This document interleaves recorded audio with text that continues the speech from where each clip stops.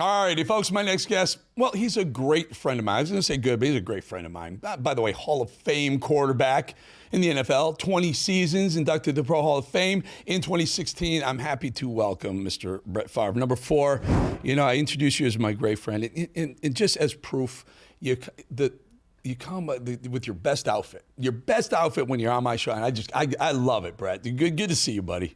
Isn't that what Close friends do? They let their hair down, and that's what I'm doing. I know. I saw the hair recently. Mine's still here. I'm thinking yours is. Maybe the hat's a little receding hairline. My daughter just cut my hair. All right. And it took her like 5 minutes. That's good. I see you're working out. You're working out like testosterone and peptides and all that stuff. You're looking jacked. Well, I don't feel jacked. I love you, brother. I love you. I'm teasing you because I love you so much. Brett, can we talk? President Trump a couple days ago announced that the NFL draft. This is really fascinating. The NFL draft will be in D.C. Not only in D.C. at the National Mall. That's quite a switch from a couple of years ago when Trump wasn't talking to the NFL anymore, right? What are your thoughts of the draft day being in the National Mall? In all seriousness, I think President Trump is, it goes without saying, he's had a target on his back. They've tried everything. But I think he's, this is just one way of many that he's trying to kind of bridge the gap, if you will. I mean, that's my opinion. But, he's not going to forget what's happened in the past. But, I think he's trying to bring people together. And yeah, he and the NFL have not gotten along very well in recent memory. So maybe this is his way of, bridging that gap. Yeah. He does do a lot of things that I'll be honest with you. MAGA, I'm MAGA, I'm original gangster MAGA, as Bannon will say. I've been there since 2015. Before beyond that, whatever. I love the NFL. Brett, you and I did a podcast. I love the NFL. I love every part of it. I bet the NFL. I watch every game. I'm so happy that Trump is reuniting MAGA back to the NFL. One of the big reasons I believe that the draft is going to be in D.C. is the stadium that they've announced that the Redskins, and I'm going to call them the Redskins. You don't have to, my friend. I would like to call them the Redskins. You can call them whatever you want. But I call them the Redskins. Thank you. So the Redskins are going to head back to the old RFK Stadium. Can you tell, by the way, for $2.5 billion, I would like to point out, but any fond memories of RFK Stadium? Well, I have one memory, and it was a touchdown. Unfortunately, it was to the other team. Because when I was with Atlanta, we played there in the playoffs. They were an outstanding football team, went on to win the Super Bowl. Mark Rippon, they were loaded. Jerry Glanville said, Mississippi, get in there. We were down like 40-something to 14 or something. And my first pass, I threw it, hit my receiver right in the bad spot in the hands. Goes right to the linebacker, touchdown. So that's my fond memory of RFK. Yeah. Well, it should be an interesting $2.7 billion refurbishing of a stadium. By the way, taxpayers are going to be on the hook, local taxpayers, for close to $1 billion. But you think, well, I would love to see them bring back the Redskins name since they're going to go back to the stadium. What do you think of that? Well, that's what I was going to say before you brought that up. My dad was Choctaw Indian. My grandfather was full-blooded Choctaw Indian, and had he lived to see them pull the Redskins, name. I think he would have been appalled, like a lot of people, whether you're Indian or not. And quite frankly, I think most still go by the Redskins name.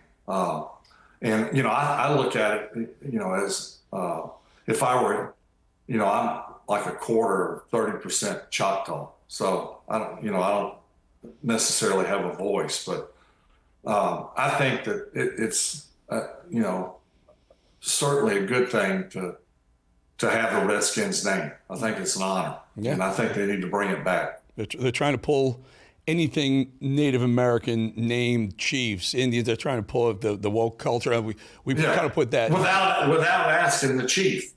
Right. They're judge, trial, jury. Yep. Brett, Trump also seemingly wants to weigh in, and this is kind of interesting. So a few days ago, Trump goes to Tuscaloosa, go to University of Alabama. He meets Nick Saban. They hang out a little bit, and I believe they discussed NIL, name, image, likeness policy for college athletes. And folks don't know, now college athletes can earn money. And by the way, they're earning a ton of money. I mean, offensive linemen from no-name schools are bringing in several $100,000 selling their name, image, and likeness. So Trump says maybe we need to find some sort of policy. Now, what do you? First of all, listen.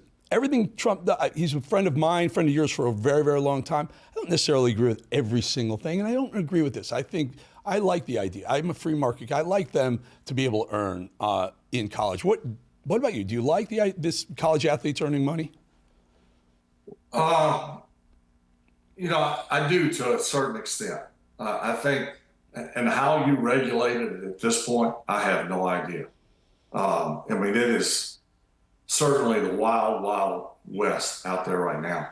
And you can't blame the athlete, unless, and there's been a few,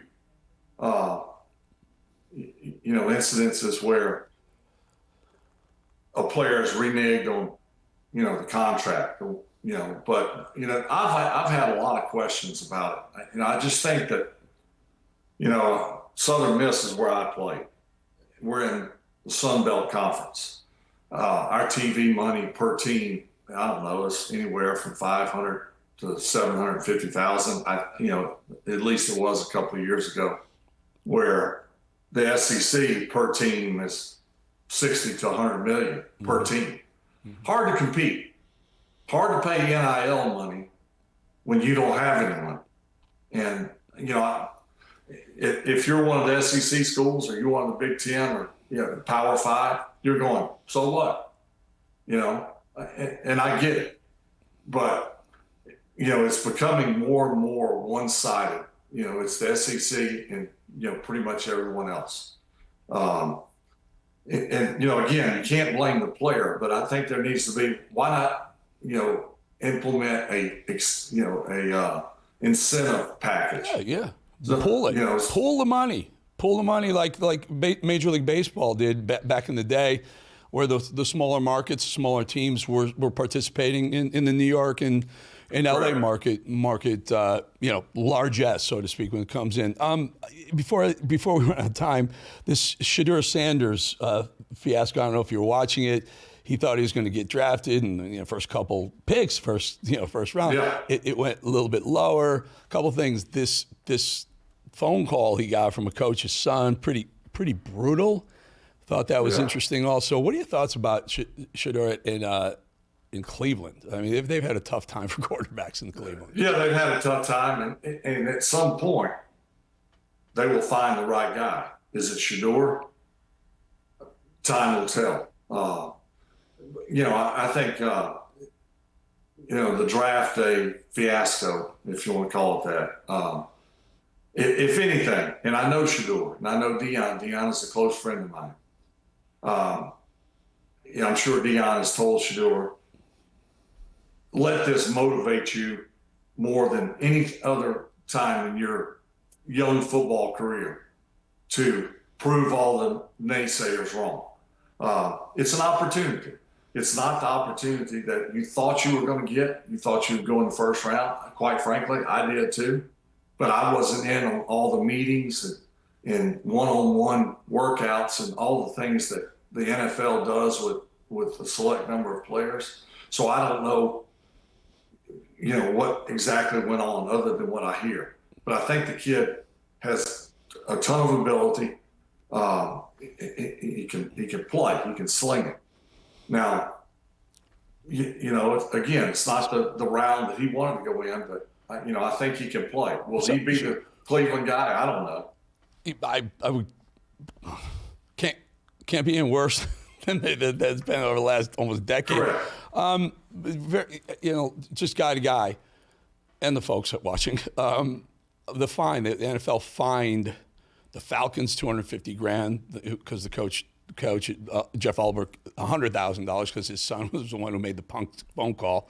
I can't imagine you want to be on the wrong side of the Sanders family. No, I would certainly agree with you there, and I think that was a horrible thing. It was bad enough that Shedeur had to, wait, and it happens. But to have that happen on top of, just the draft fiasco in itself was, I'm sure the coach was beside himself when he found out his son was who made that call. Yep, indeed. Brett Favre, always good to have you, my friend. Number 4, again, if there were a Mount Rushmore for NFL quarterbacks, that man you were looking at right there would and should be one of the guys on that mountain. Brett, appreciate your time, man. All right, Eric, anytime. See you soon.